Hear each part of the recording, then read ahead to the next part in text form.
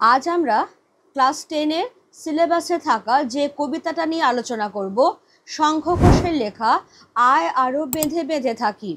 কবিতাটা সম্পর্কে আলোচনা করবার আগে বা কবি সম্পর্কে কিছু জেনে নেবার আগে এসো আমরা চট করে বুঝে নিই যে এই কবিতাটা থেকে আমাদের পরীক্ষায় কী ধরনের প্রশ্ন আসতে পারে।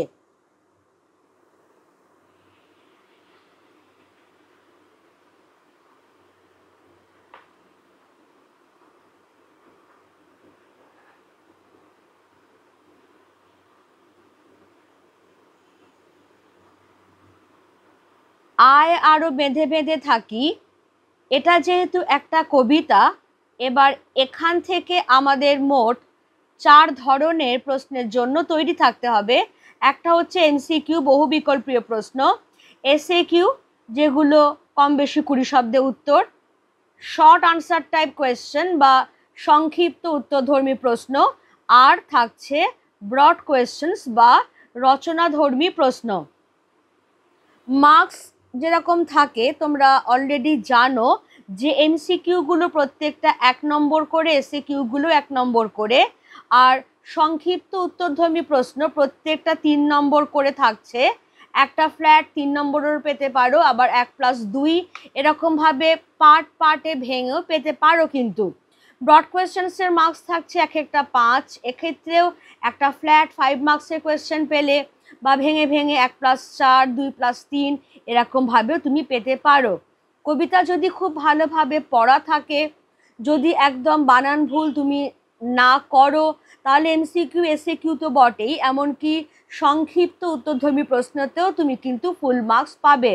আর ব্রড কোয়েশ্চেন্সের ক্ষেত্রে যেহেতু এই কবিতাটা একটু তাৎপর্যধর্মী, একটু গুছিয়ে লেখার ব্যাপার আছে, তুমি যদি সেভাবে গুছিয়ে লিখতে পারো, সুন্দর অর্নামেন্টাল ভাষা দরকার নেই, সুন্দর করে বিষয়টা বুঝিয়ে দিতে পারো, উৎস ঠিক মতো লিখতে পারো, তাহলে 5-এর 4.5 পর্যন্ত তুমি অনায়াসেই পেয়ে যাবে। এবারে তাহলে বাকি কথাতে যাবার আগে এসো আমরা কবি সম্পর্কে একটু প্রাথমিক কথাবার্তা জেনে নিই, কারণ এইখান থেকেও কিন্তু আমাদের ছোট ছোট প্রশ্ন আসে।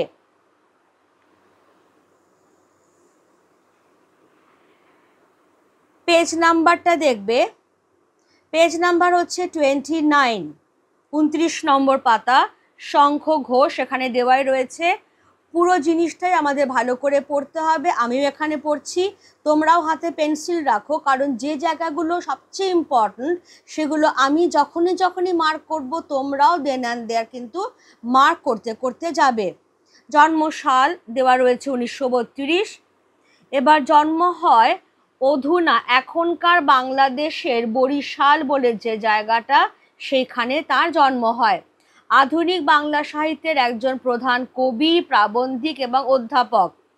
পড়াশোনা করেছেন প্রেসিডেন্সি কলেজে এবং কলকাতা বিশ্ববিদ্যালয়ে। প্রথম কাব্যগ্রন্থের নাম দিনগুলি রাতগুলি।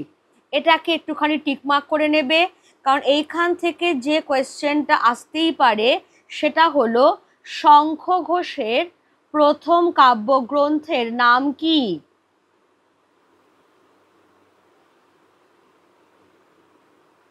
শঙ্খ ঘোষের প্রথম কাব্যগ্রন্থের নাম কি? তোমার উত্তর আসবে শঙ্খ ঘোষের প্রথম কাব্যগ্রন্থের নাম দিনগুলি রাতগুলি। এবার দেখো বেশ কয়েকটা বইয়ের নাম দেওয়া রয়েছে, যেগুলো হচ্ছে তোমার কাব্যগ্রন্থের নাম। ওনার কাব্যগ্রন্থের নাম নিহিত পাতাল ছায়া, বাবরের প্রার্থনা, পাঁজরে দাঁড়ের শব্দ, জলই পাষাণ হয়ে আছে, মুখ ঢেকে যায় বিজ্ঞাপনে, মূর্খ বড় সামাজিক নয়, ধুম লেগেছে হৃৎকমলে, গোটা দেশ জোড়া জৌঘর, প্রতি প্রশ্নে কেঁপে ওঠে ভিটে, হাসি খুশি মুখে সর্বনাশ ইত্যাদি। তাহলে এই জায়গাটা আমি এখানে বলেই দিতে পারি যে এইগুলো হচ্ছে শঙ্খ ঘোষের কাব্যগ্রন্থের নাম।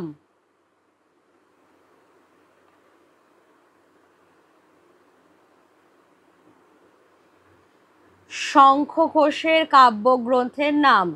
কেন আমি এটা আলাদা করে বলে দিলাম, কারণ তোমার কাছে যখন এমসিকিউ চাইবে, ধরো 4টে বইয়ের নাম দিয়ে দিল, তোমাকে আইডেন্টিফাই করতে হবে যে এর মধ্যে কোনটা শঙ্খ ঘোষের রচিত। সেজন্য এইগুলো আমাদের খুব দরকার। ছোটদের জন্য তিনি কি লিখেছেন? ছোট্ট একটা স্কুল, অল্প বয়স, কল্প বয়স, সকালবেলার আলো, সুপুরি বনের শাড়ি, শহর পথের ধুলো ইত্যাদি। এবার কুন্তক ছদ্ম নামে তিনি লিখেছেন শব্দ নিয়ে খেলা, কথা নিয়ে খেলা। কেমন? তাহলে এখান থেকে কোয়েশ্চেন নিয়ে নাও।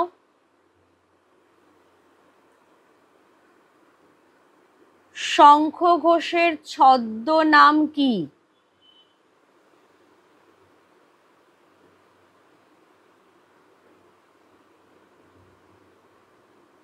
শঙ্খ ঘোষের ছদ্মনাম হলো কুন্তক।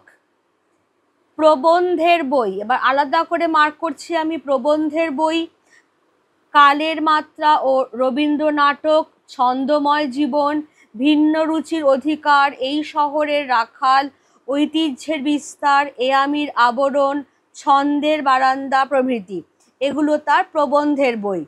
এবারে কবির প্রাপ্ত নানা পুরস্কারের মধ্যে বিশেষ উল্লেখযোগ্য সাহিত্য একাডেমি পুরস্কার, রবীন্দ্র পুরস্কার, কবির সম্মান, সরস্বতী সম্মান এবং পদ্মভূষণ। তাহলে এই লাইনটাকে তুলে আমাদের কোয়েশ্চেন আসবে যে কবির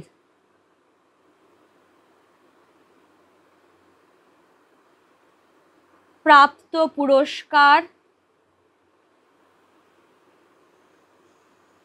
ও সম্মাননা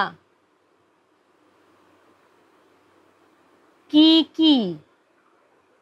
তাহলে কবির প্রাপ্ত পুরস্কার এবং সম্মাননা যখন তুমি বলছো, 3টে রয়েছে, সাহিত্য একাডেমি পুরস্কার, রবীন্দ্র পুরস্কার, কবির সম্মান, এছাড়াও এগুলো প্রধান, এছাড়াও রয়েছে সরস্বতী সম্মান আর পদ্মভূষণে সম্মানিত হচ্ছেন তিনি।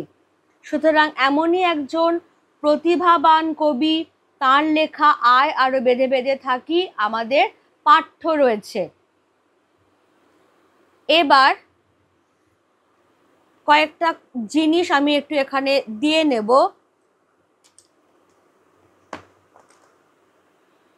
প্রথমেই যেটা আমি এখানে দিয়ে নেব সেটা হচ্ছে মূল গ্রন্থ।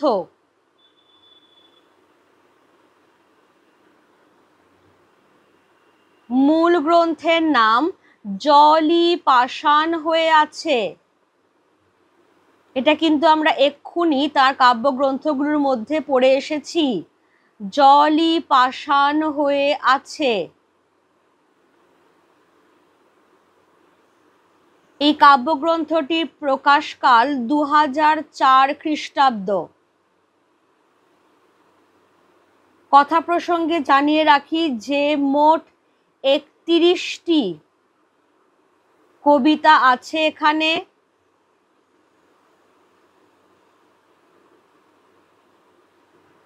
একত্রিশতম কবিতাটি আমাদের পাঠ্য কবিতা আয় আরো বেঁধে বেঁধে থাকি।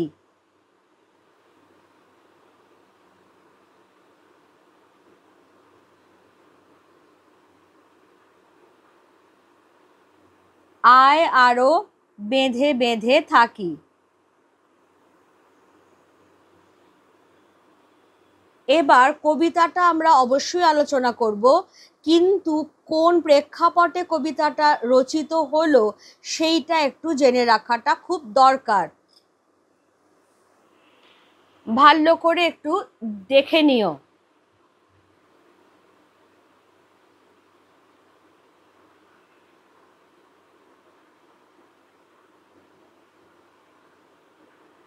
আয় আরো বেঁধে বেঁধে থাকি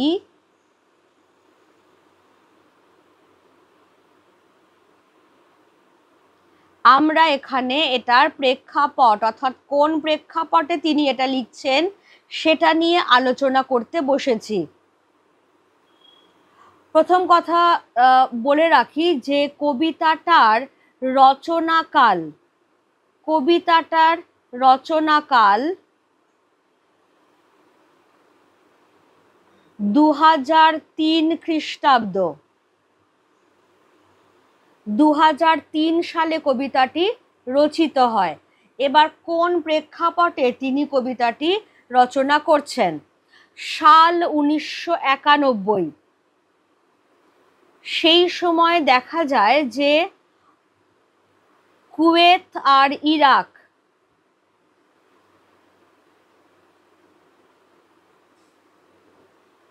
মধ্যপ্রাচ্য, মিডল ইস্টের এই দুটো দেশের মধ্যে 1991 থেকে সম্পর্কের অবনতি হতে আরম্ভ করে, কারণ দুটো দেশই হচ্ছে তৈল সম্পদের ভাণ্ডার। ফলে কার তৈল সম্পদের ভাণ্ডার কে কতটা দখল করতে পারে সেই নিয়ে দুটো দেশের মধ্যে সম্পর্কের অবনতি হতে আরম্ভ করে। প্রায় যুদ্ধ বাধে এই রকম পরিস্থিতি, যুদ্ধ বেঁধেও যায় এবং সেই যুদ্ধে কুয়েতকে সাহায্য করে কারা? কুয়েতকে সাহায্য করে ইংল্যান্ড, ফ্রান্স, আমেরিকা, অর্থাৎ পৃথিবীর বড় বড় যে শক্তিশালী দেশগুলো তারা সবাই কুয়েতকে সাহায্য করে। যার পরিণামে যেটা হয় যে 2003 সালে একনায়কতন্ত্রের অজুহাতে ইরাকের প্রেসিডেন্ট সাদ্দাম হোসেনকে গদিচ্যুত করা হয়। তাহলে ইরাকের প্রেসিডেন্ট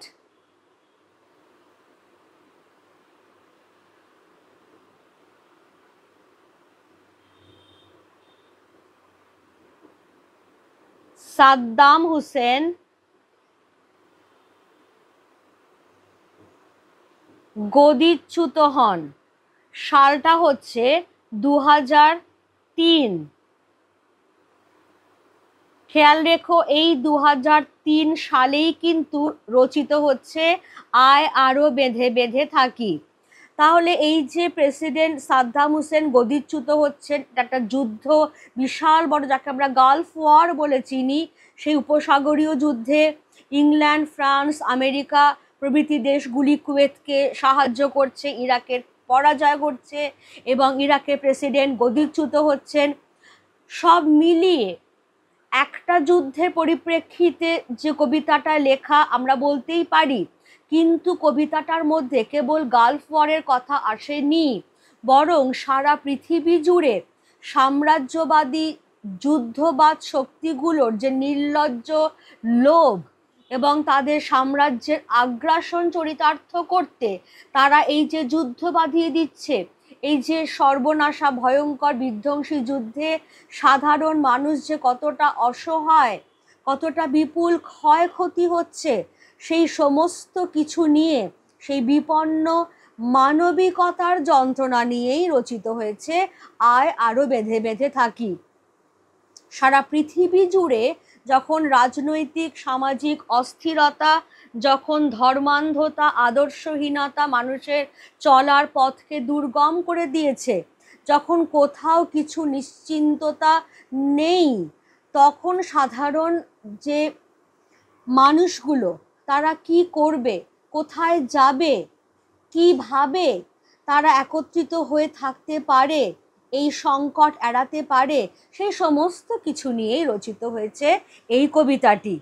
তাহলে এখানে আমি এটা তো একটা প্রেক্ষাপট আমি এখানে দিয়ে দিলাম। এবার এখানে আমি চট করে আরেকটা জিনিস দিয়ে নেব, সেটা হচ্ছে যে কবিতায় বারবার আমরা, আমাদের এই কথাগুলো উচ্চারিত হয়েছে। তাহলে আমরা বা আমাদের বলতে কবি এখানে কাদের বোঝাচ্ছেন? আমরা বা আমাদের বলতে কবি এখানে যেটা বোঝাচ্ছেন সেটা হচ্ছে যে যুদ্ধ বিধ্বস্ত যে দেশগুলোতে অসহায় সাধারণ মানুষ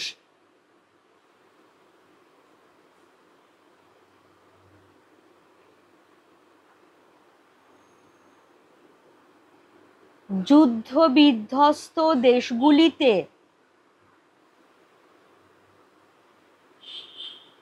অসহায় সাধারণ মানুষ যারা সমাজ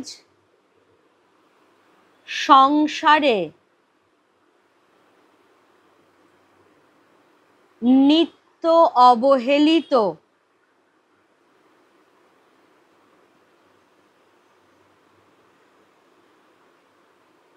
জীবিকাহীন,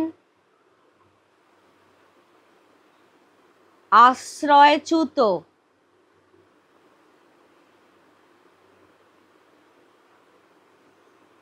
সর্বহারা, তাদেরকেই এখানে আমরা বা আমাদের বলে বোঝানো হচ্ছে। অর্থাৎ সারা পৃথিবীময় যুদ্ধ। এখনকার দিনেও তোমরা অনেকটাই বড় হয়ে গেছো, খবরের কাগজ পড়ছো, নিউজ দেখছো, দেখবে পৃথিবীর কোথাও না কোথাও সব সময় যুদ্ধ বেঁধেই রয়েছে। এবং যুদ্ধ কখনো কারোর ভালোর জন্য হয় না, কিন্তু যুদ্ধে ক্ষতিগ্রস্ত হয় সবসময় সাধারণ যে মানুষ। সুতরাং এই যে যুদ্ধ বিধ্বস্ত দেশগুলোতে যে অসহায় সাধারণ মানুষ, যারা সমাজে সংসারে সব জায়গায় সবসময় অবহেলিত, যারা যুদ্ধের কারণে বিপন্ন, যারা জীবিকা হারাচ্ছে, আশ্রয় হারাচ্ছে, সব কিছু হারিয়ে যারা একটা প্রচণ্ড অনিশ্চয়তার মুখে দাঁড়িয়ে রয়েছে, তাদের কথাই ফুটে উঠেছে এখানে। কেমন? তাহলে এই বেসিক পয়েন্টটার ওপর ভিত্তি করেই এবার আমাদের কবিতার আলোচনা শুরু হবে।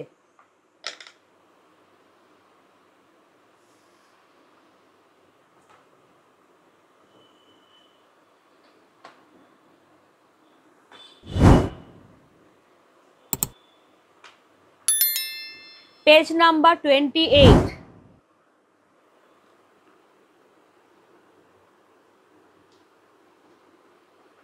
কবিতাটার নাম আয় আরো বেঁধে বেঁধে থাকি।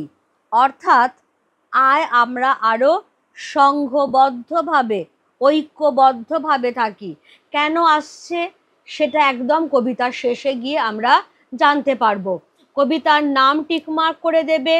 আর একটা জিনিস বলে দিই, এই যে এখানে বলা হয়েছে যে মূল গ্রন্থ জলই পাষাণ হয়ে আছে, এই শেষ কথাটা দেখবে, কারণ অনেক সময় তাড়াহুড়োতে ভুল হয়ে যায়, জলই পাষাণ হয়ে গেছে এরকমটা হয়ে যায়, তা কিন্তু নয়, জলই পাষাণ হয়ে আছে। এবার কবি কি বলছেন?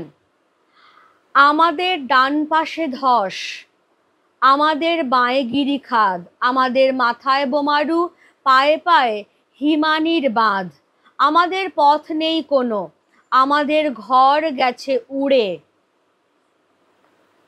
আমাদের শিশুদের সব ছড়ানো রয়েছে কাছে দূরে, আমরাও তবে এইভাবে এই মুহূর্তে মরে যাব নাকি, আমাদের পথ নেই আর, আয় আরো বেঁধে বেঁধে থাকি, আমাদের ইতিহাস নেই অথবা এমনই ইতিহাস, আমাদের চোখ মুখ ঢাকা, আমরা ভিখারি 12 মাস, পৃথিবী হয়তো বেঁচে আছে, পৃথিবী হয়তো গেছে মরে, আমাদের কথা কে বা জানে, আমরা ফিরেছি দৌড়ে দৌড়ে, কিছুই কোথাও যদি নেই তবু তো কজন আছি বাকি, আয় আরো হাতে হাত রেখে, আয় আরো বেঁধে বেঁধে থাকি।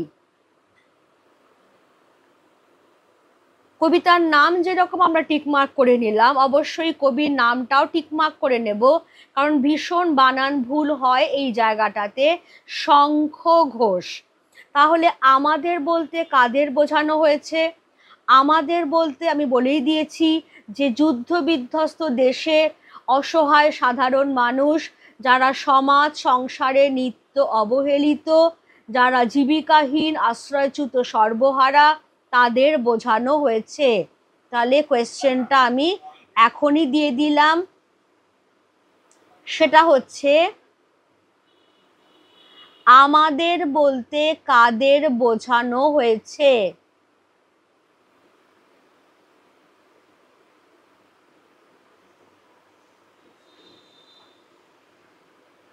আমাদের বলতে কাদের বোঝানো হয়েছে?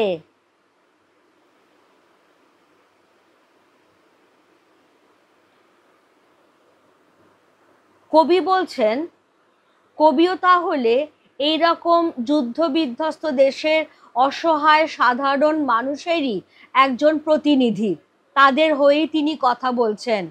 তিনি বলছেন আজকে এই সারা পৃথিবী ব্যাপী যে যুদ্ধ, যে ধ্বংসলীলা, যে তাণ্ডব চলেছে, কেবলমাত্র সাম্রাজ্যবাদী শক্তিগুলির যে নির্লজ্জ লোভের আগ্রাসনকে চরিতার্থ করবার জন্য, তাতে সাধারণ মানুষের বেঁচে থাকবার পথ দুর্গম হয়ে গেছে। একটা প্রচণ্ড রাজনৈতিক সামাজিক অস্থিরতার মধ্যে তারা আছে, যেখানে কোনো দিকে কোথাও কোনো নিশ্চয়তা নেই। বলা হচ্ছে আমাদের ডান পাশে ধস, আমাদের বাঁয়ে গিরিখাদ, আমাদের মাথায় বোমারু, পায়ে পায়ে হিমানির বাঁধ। ধস মানে তোমরা জানো যে আকস্মিক স্খলন, পার্বত্য পথে প্রায়ই ধস নামতে দেখা যায়। আর গিরিখাদ হচ্ছে পাহাড়ের পাশ থেকে নেমে যাওয়া যে বিরাট শূন্যস্থান। সেই গিরিখাদে একবার কেউ যদি পড়ে যায় তাহলে তার মৃত্যু নিশ্চিত। তাহলে ডান দিকে আমি যেতে পারছি না, কারণ সেদিকে ধস নেমেছে। বাঁদিকে যাওয়ার পথ বন্ধ, কারণ বাঁদিকে তো গিরিখাদ হাঁ হাঁ করছে। এবার আমাদের মাথার ওপরে চক্কর কাটছে বোমারু বিমান। বোমারু বিমান কাকে বলে? বোমা বহনকারী এবং বোমা বর্ষণকারী যে যুদ্ধ বিমান, তাকেই বলা হয় বোমারু বিমান। তাহলে ওপর দিকটাও নিশ্চিন্ত নেই। আর পায়ে পায়ে হিমানির বাঁধ। হিমানি কথাটার অর্থ হচ্ছে বরফ বা তুষার। তুষারাবৃত পথে চলাটা কিন্তু খুব সহজ নয়, পদে পদে তোমার পা পিছলে যাবে। সেই রকমই কবি বলছেন যে আজকে আমরা এমনই একটা অনিশ্চয়তার মধ্যে রয়েছি, চারিদিকে এমনই একটা রাজনৈতিক সামাজিক অস্থিরতা বলো, ধর্মান্ধতা বলো, আদর্শহীনতা বলো, আমাদের সমস্ত দিক রুদ্ধ করে দিয়েছে। সাধারণ মানুষের চলার পথ আজকে দুর্গম হয়ে গেছে। ঠিক যেরকমভাবে বরফে ঢাকা পথের ওপর দিয়ে খুব সহজে হাঁটাচলা করা যায় না, ঠিক তেমনি আজকে আমাদের চলার পথ দুর্গম। আমরা এগোতে পারছি না। কোন দিকে যাব? ডান দিকে ধস, বাঁ দিকে গিরিখাদ, মাথার ওপরে চক্কর কাটছে বোমারু বিমান।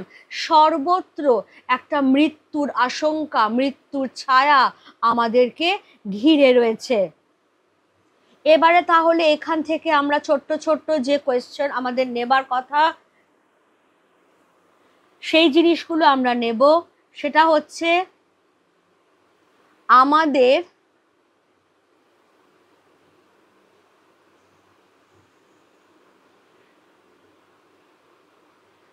ডান পাশে কি?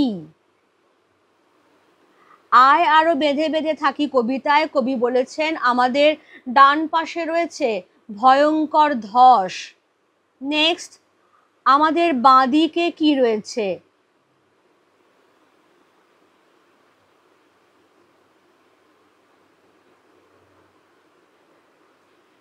আমাদের বাঁদিকে কি রয়েছে?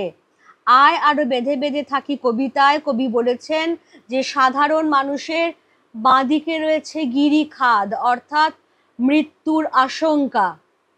মাথার ওপর চক্কর কাটছে কি? এটা একটা এমসিকিউ হিসেবে আসে। মাথার ওপর চক্কর কাটছে বোমারু বিমান। পায়ে পায়ে হিমানির বাঁধ, কথাটির অর্থ বুঝিয়ে দাও। এরকম ভাবেই ছোট্ট কোয়েশ্চেন আসে, কথাটির অর্থ বুঝিয়ে দাও। তুমি কিরকম ভাবে বোঝাবে? হিমানি কথার অর্থ হলো বরফ। বরফাবৃত পথে যেরকম ভাবে হাঁটা খুবই দুর্গম, সেরকম ভাবেই আজকে যুদ্ধ বিধ্বস্ত দেশে সামাজিক রাজনৈতিক অস্থিরতার কারণে সাধারণ মানুষের চলার পথ হয়ে গেছে অত্যন্ত দুর্গম। সেই জন্যেই কবি এই কথাটি ব্যবহার করেছেন। আমাদের পথ নেই কোনো। একদম সঠিক কথা। সাধারণ মানুষ কোন দিকে যাবে? চারিদিকে মৃত্যুর আশঙ্কা, চারিদিকে মৃত্যুর করাল ছায়া আমাদেরকে গ্রাস করে রেখেছে। ডান দিকে ধস, বাঁদিকে গিরিখাত, ওপরে বোমারু বিমান চক্কর কাটছে, পায়ের তলায় হিমানির বাঁধ, বরফাবৃত পথে মতোই আমাদের আজকে চলার পথ দুর্গম। কোন দিকে যাব আমরা? কোন দিকে গেলে আমরা একটু সুস্থিরভাবে শান্তিমতো বাঁচতে পারবো? কোনো দিকেই তো পথ নেই। কবি বলছেন আমাদের ঘর গেছে উড়ে, অর্থাৎ যেটা আমি একটু আগেই বলছিলাম যে যুদ্ধ যখন আসে তখন বেছে বেছে এইখানে বোমা ফেলা হবে, ওইখানে বোমা ফেলা হবে না, এমনটা কিন্তু নয়। বোমারু বিমান যখন কার্পেট বম্বিং করে তখন সমস্ত জায়গা একদম ধুলোয় ধুলো হয়ে যায়, ধ্বংসস্তূপে পরিণত হয়।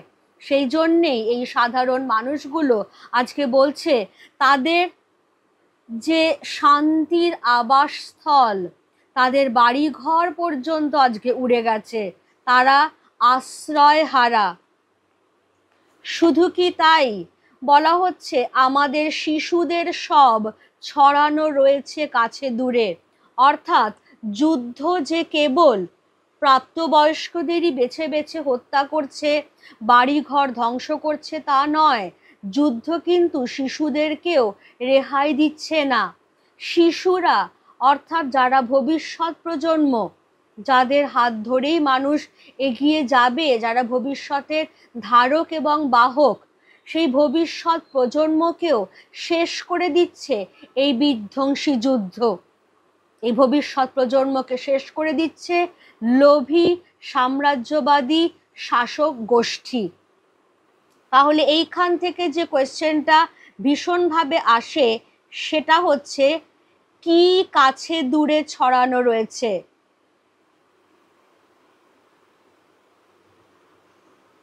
কি কাছে দূরে ছড়ানো রয়েছে? তোমার আনসার কি হবে? দেশে দেশে যুদ্ধের কারণে সাধারণ মানুষ তো বটেই, এমনকি সাধারণ মানুষের শিশুদের সব পর্যন্ত ইতস্তত বিক্ষিপ্তভাবে কাছে দূরে ছড়ানো রয়েছে। তাহলে এই রকম একটা অবস্থায় যখন কোথাও কোনো আশ্রয়ের সম্ভাবনাটুকু নেই, যেটুকু আশ্রয় ছিল সেগুলো সমস্ত নষ্ট হয়ে গেছে, ধ্বংস হয়ে গেছে, চারিদিকে মৃত্যুর আশঙ্কা ঘিরে ধরছে, সেই মুহূর্তে সাধারণ মানুষ যারা বেঁচে রয়েছে যে কজন, তারা বলছে আমরাও তবে এইভাবে এই মুহূর্তে মরে যাব নাকি? আমাদের পথ নেই আর, আয় আরো বেঁধে বেঁধে থাকি। তাহলে চারদিকে ধ্বংস, সবাই মারা গেছে, সবাই মারা যাচ্ছে, যে কোনো মুহূর্তে যে কোনো কেউ মারা যেতে পারে এই সামাজিক রাজনৈতিক অস্থিরতার যুগে, এই যুদ্ধের যুগে, এই ধ্বংসের যুগে। তবুও যে কজন বেঁচে আছে তারা ভয়ে ভয়ে বেঁচে আছে, মৃত্যুর কাঁটা বুকে বেঁধে নিয়ে বেঁচে আছে, যে আমরাও কি তাহলে এই মুহূর্তে মরে যাব? যে কোনো মুহূর্তেই মারা যেতে পারি, কিন্তু এখনো তো বেঁচে আছি।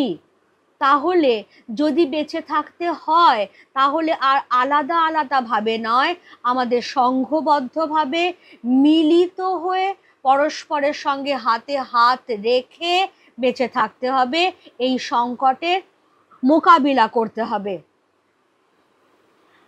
আমাদের পথ নেই আর, কোয়েশ্চেনটা নিয়ে নাও। কেন এই কথা বলা হয়েছে?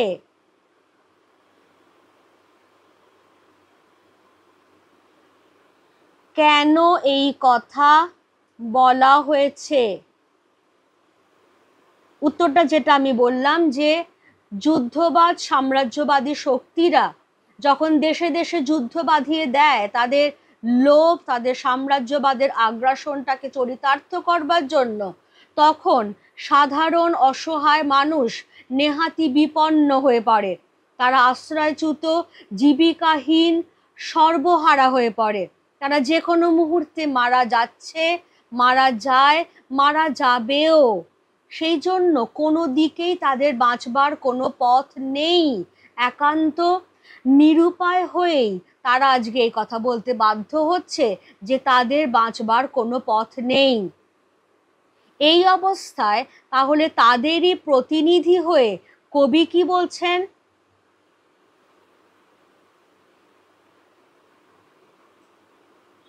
কবি এখানে কি বলেছেন?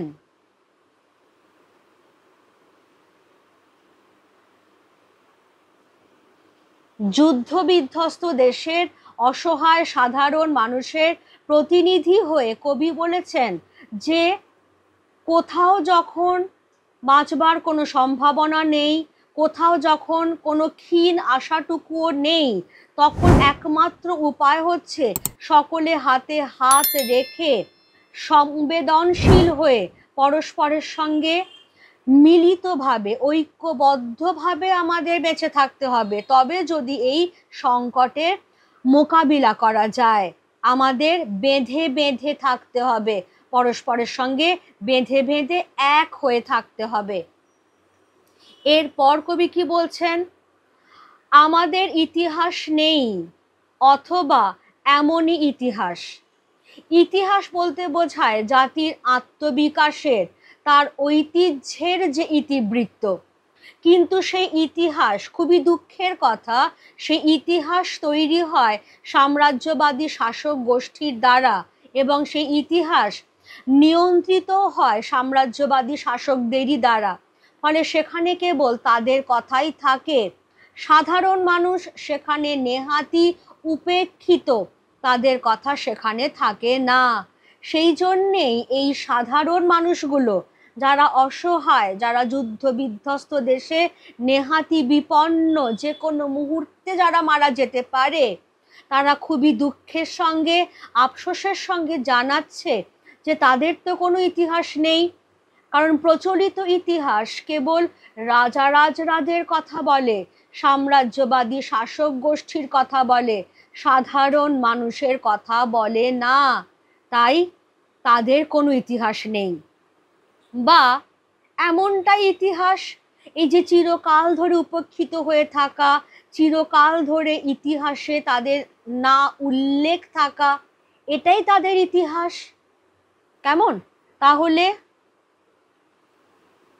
কাদের কেন ইতিহাস নেই?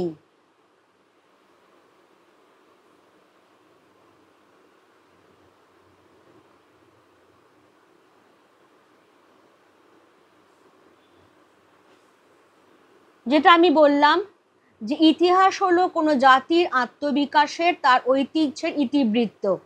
কিন্তু সেই ইতিহাস নিয়ন্ত্রিত হয়, গঠিত হয় সাম্রাজ্যবাদী শাসক গোষ্ঠীর দ্বারা, তাদের কথাই সেখানে থাকে।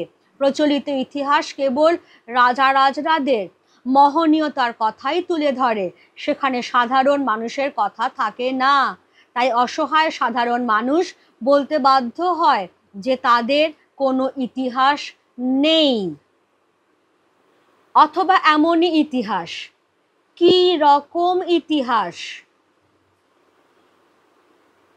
এরকম ধরনের কোয়েশ্চেন যখন তুমি পাচ্ছ, তখন তুমি কি বলছো? কি রকম ইতিহাস? ইতিহাস যখন গঠিত হয় সাম্রাজ্যবাদী শাসক গোষ্ঠীর দ্বারা, এবং তাদের দ্বারাই যখন সেই ইতিহাস নিয়ন্ত্রিত হয়, তখন সেই ইতিহাসে কেবল রাজা রাজরাদের কথাই থাকে। এইভাবে চিরকাল ধরে উপেক্ষিত হয়ে থাকা, ইতিহাসে অনুল্লেখিত হয়ে থাকা, এটাই হলো সাধারণ মানুষের ধারাবাহিকভাবে চলে আসা ইতিহাস। যে আমাদের কথা থাকবে না ইতিহাসে, এটাই ইতিহাস। আমাদের চোখ মুখ ঢাকা, আমরা ভিখারি 12 মাস। এই জায়গাটার অর্থটা কি? আমাদের চোখ মুখ ঢাকা কেন? আজকে সমাজ এবং রাষ্ট্রের নরঘাতী স্বরূপটাকে বুঝেও আমরা কিন্তু চুপ করে আছি। আমরা বুঝতে পারছি যে সমাজ বলো বা রাষ্ট্র বলো, সবাই কিন্তু যে যার স্বার্থের পূরণের জন্য মুখিয়ে আছে। সাধারণ মানুষের কথা কেউ চিন্তা করছে না। যখন তখন তারা যুদ্ধ বাঁধিয়ে দিচ্ছে, যখন তখন তারা ধ্বংসলীলা চালাচ্ছে। সেই সমস্ত কিছু জেনে বুঝেও বেঁচে থাকার অভ্যাসে আর ভয়ে আমরা চোখ মুখ ঢেকে রেখেছি, চোখ বন্ধ করে রেখেছি, মুখ বন্ধ করে রেখেছি, দেখেও দেখছি না, সব জেনে বুঝেও কিছু বলতে পারছি না। আমরা ভিখারি 12 মাস, অর্থাৎ সাধারণ যে মানুষ তারা সবসময় সমাজের ওপর তলার যে ধনী ক্ষমতাশালী শাসক গোষ্ঠীর পায়ের তলায় পড়ে থাকে, সমাজের একেবারে নিচের তলায় সবার অনুগ্রহ ভিক্ষা করে কোনো মতে তারা বেঁচে থাকে। সেই জন্যেই তারা 12 মেশে ভিখারি। তাহলে এখান থেকে কোয়েশ্চেন নিয়ে নাও যে কাদের কেন চোখ মুখ ঢাকা?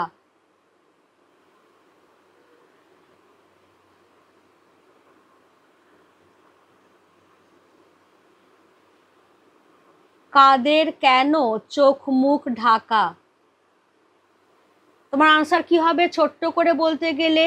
যে সমাজ এবং রাষ্ট্র যখন যুদ্ধ বাঁধাচ্ছে, ধ্বংসলীলা চালাচ্ছে, তখন সেই সমাজ এবং রাষ্ট্রের নরঘাতী স্বরূপটাকে বুঝেও সাধারণ অসহায় মানুষ তারা কেবল বেঁচে থাকার অভ্যাসে আর ভয়ে চোখ মুখ ঢাকা দিয়ে রেখেছে, দেখেও দেখছে না, সব কিছু জেনেও কিছু বলে উঠতে পারছে না। তারা 12 মেশে ভিখারি কেন? তাহলে এখানে কোয়েশ্চেনটা আসবে কারা 12 মাস ভিখারি?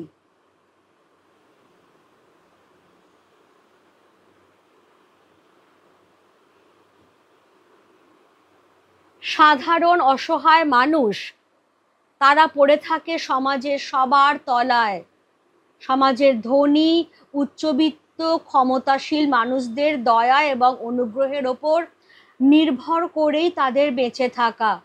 সেই জন্যেই বলা হচ্ছে যে তারা 12 মেশে ভিখারি। এরপর কি আসছে? পৃথিবী হয়তো বেঁচে আছে, পৃথিবী হয়তো গেছে মরে। এই যে হয়তো কথাটা, তাহলে এমন একটা সংকটাপন্ন সময়ের মধ্যে দিয়ে আমরা চলেছি যে যখন আমরা স্পষ্ট করে নিশ্চিত করে বলতে পারি না যে পৃথিবী বেঁচে আছে, কারণ পৃথিবীর মানুষরাই যেখানে বেঁচে নেই, যেখানে তারা পদে পদে মারা যাচ্ছে, মারা যেতে পারে, সেখানে আমরা কি করে বলবো যে পৃথিবী বেঁচে আছে? তাহলে পৃথিবী আজকে একটা গভীর অসুখ নিয়ে এই রকমভাবেই জীবনমৃত হয়ে বেঁচে আছে। সেই জন্যই কবি বলছেন পৃথিবী হয়তো বেঁচে আছে, পৃথিবী হয়তো গেছে মরে। এখান থেকে তুমি একটা ছোট্ট কোয়েশ্চেন নিয়ে নাও যে কথাটির অর্থ বুঝিয়ে দাও।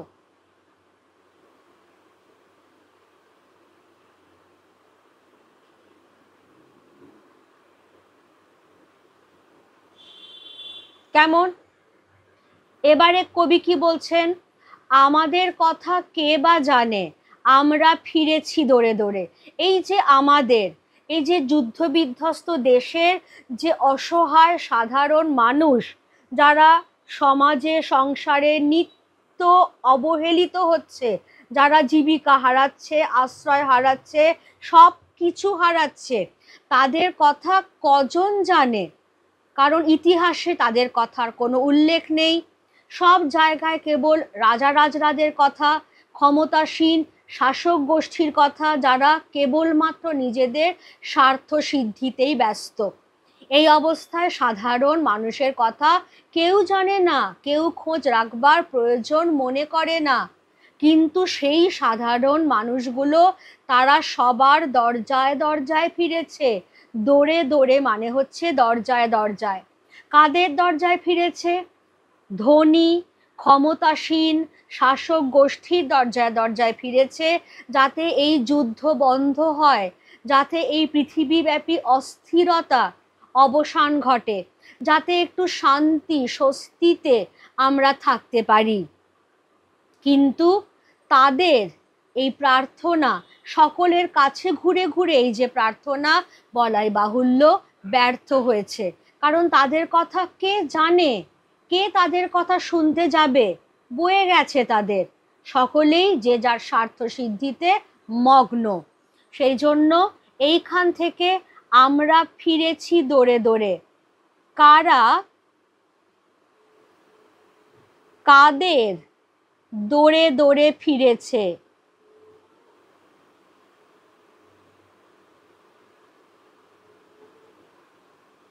কারা কাদের দৌড়ে দৌড়ে ফিরেছে? যুদ্ধ বিধ্বস্ত দেশের অসহায় সাধারণ মানুষ, যারা ধনী ক্ষমতাবান শাসক গোষ্ঠী, তাদের দৌড়ে দৌড়ে বা দরজায় দরজায় ফিরেছে কেবলমাত্র এই আবেদন নিয়ে যাতে যুদ্ধ বন্ধ হয়, যাতে সামাজিক রাজনৈতিক অস্থিরতার অবসান ঘটে, মানুষ একটু শান্তিতে একটু স্বস্তিতে থাকতে পারে। এটাই আনসার। কিন্তু কথাটা হচ্ছে যে তাদের এই আবেদন ব্যর্থ হয়েছে, কারণ তাদের কথা কে জানে, কে তাদের খোঁজ রাখতে গেছে যে তারা বাঁচলো কি মারা গেল, তাই নিয়ে পৃথিবীর ধনী ক্ষমতাবানদের কিচ্ছু আসে যায় না। তাহলে এই রকম অবস্থায় কবি কি বলছেন? কিছুই কোথাও যদি নেই, তবু তো কজন আছি বাকি, আয় আরো হাতে হাত রেখে, আয় আরো বেঁধে বেঁধে থাকি। এই জায়গাটা, এই পুরো এন্টায়ার পোর্শনটা আমাদের খেয়াল রাখতে হবে, কারণ এখানে গভীর আশাবাদের কথা ধ্বনিত হচ্ছে। কারণ কবি তিনি সামাজিক মানুষ, সমাজ মনস্ক একজন ব্যক্তিত্ব। তিনি বুঝতে পারছেন যে হ্যাঁ, কোনো দিকেই বাঁচবার কোনো পথ নেই, পালিয়ে যাবার কোনো উপায় নেই, কারণ চারিদিকের পথ রুদ্ধ।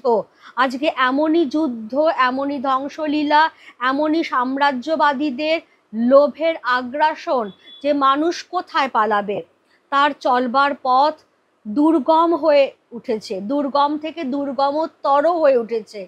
কিন্তু কিছুই কোথাও যদি নেই, তবু তারই মধ্যে আমরা তো কজন আছি যারা শুভ বুদ্ধি সম্পন্ন, যারা শুভ চেতনা সম্পন্ন, যারা বুঝতে পারছি যে এই পরিস্থিতিটা সত্যি সংকটজনক। তাহলে এই অবস্থায় এখনো তো আমরা বেঁচে আছি কজন, এখনো তো আমরা মারা যাইনি। তাহলে আমাদের কি করতে হবে? আমাদের পরস্পরের হাতে হাত রেখে মানব বন্ধন গড়ে তুলতে হবে, সুদৃঢ় করতে হবে সেই মানব বন্ধন, এবং পরস্পরের প্রতি সহমর্মিতা, সংবেদনশীল হয়ে আমাদেরকে ঐক্যবদ্ধ হয়ে এই সংকট এবং আরও যে সংকট ঘনিয়ে আসছে আমাদের জীবনে, সেই সমস্ত কিছুর মোকাবিলা করতে হবে। তাই জন্য কবি বলছেন, এখনো তো আমরা কজন বাকি আছি যারা শুভবোধ শুভ চেতনা সম্পন্ন। এসো আমরা আরো হাতে হাত রেখে আমরা আরো বেঁধে বেঁধে থাকি, আরো আরো বন্ধনটাকে দৃঢ় করি, দৃঢ় থেকে দৃঢ়তর দৃঢ়তম করে তুলি। কারণ একা মানুষের শক্তি খুব সামান্য, কিন্তু ঐক্যবদ্ধ মানুষের শক্তি সে যে অসীম। এখন সময় এসেছে মানুষকে তার একাকিত্ব, তার অসহায়তাটাকে দূরে সরিয়ে রেখে সকলের সঙ্গে সকলে মিলে মিশে এই সংকটের মোকাবিলা করবার। কেমন? তাহলে লাস্ট কোয়েশ্চেনটা নিয়ে নাও।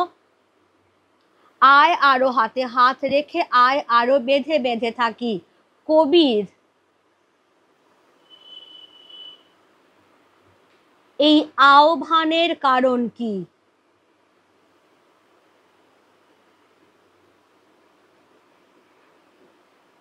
কবির এই আহ্বানের কারণ কি? যেটা আমি একটু আগেই বললাম, যে কবি এই অসহায় সাধারণ মানুষেরই একজন প্রতিনিধি, কিন্তু তিনি সামাজিক মানুষ, সমাজ মনস্ক মানুষ। তিনি বুঝতে পারছেন যে হ্যাঁ, সত্যি সময়টা এখন ভালো নয়, পরিস্থিতি বিপজ্জনক, বিপন্ন অবস্থায় আমরা রয়েছি, যে কোনো মুহূর্তে যা কিছু ঘটে যেতে পারে, যা কিছু ঘটে যাচ্ছেও। কিছু মানুষ মারা গেছে, কিছু মানুষ মারা যাচ্ছে, কিছু মানুষ হয়তো মারা যাবেও। এই সামগ্রিক যে ধ্বংস, যুদ্ধ, এই তাণ্ডব লীলার মাঝখানে পড়ে। কিন্তু তবুও তো এখনো আমরা কয়েকজন আছি যারা শুভবোধ, শুভচেতনা সম্পন্ন। তাহলে আমাদের উচিত এই একাকিত্ব, এই অসহায়তাটাকে এক পাশে সরিয়ে রেখে পরস্পরের সঙ্গে হাতে হাত মিলিয়ে মানব বন্ধন সুদৃঢ় করে আরো বেঁধে বেঁধে আরো ঐক্যবদ্ধভাবে এই সংকটের মোকাবিলা করবার, সেই জন্যেই কবি এই আহ্বান জানিয়েছেন। কেমন? তাহলে পুরো কবিতাটা যদি আমরা বিচার করি তাহলে আমরা দেখব যে আয় আরো বেঁধে বেঁধে থাকি নামকরণ সম্পূর্ণরূপে কিন্তু বিষয়ধর্মী। কারণ এখানে যে বিষয়টার কথা বলা হয়েছে সামগ্রিক সংকট, সেই বিষয়ের ওপর ভিত্তি করেই কবি নামটা দিয়েছেন যে আমাদের আরো বেঁধে বেঁধে ঐক্যবদ্ধভাবে থাকতে হবে। কেমন? এবার এইখান থেকে একটা ছোট্ট কোয়েশ্চেন যেটা আসে, বেঁধে বেঁধে থাকা কথাটির মানে কি?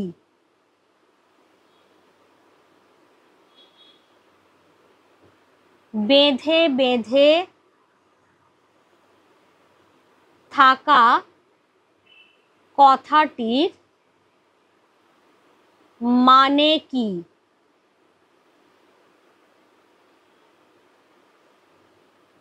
যুদ্ধবাজ সাম্রাজ্যবাদী শক্তিগুলি যখন সারা পৃথিবীতে যুদ্ধ বাঁধিয়ে দিয়েছে নিজেদের লোভ এবং ক্ষমতা প্রদর্শনে, যখন এই যুদ্ধের আবর্তে পড়ে সাধারণ মানুষ সংকটের মধ্যে দিয়ে চলেছে, তাদের বাঁচবার কোনো পথ আর নেই, সেই সংকটের অবস্থায় কবি বলেছেন যে সকলে যেন বেঁধে বেঁধে থাকে, অর্থাৎ পরস্পরের সঙ্গে হাতে হাত রেখে মানব বন্ধন গড়ে তুলে ঐক্যবদ্ধভাবে যেন বেঁচে থাকে।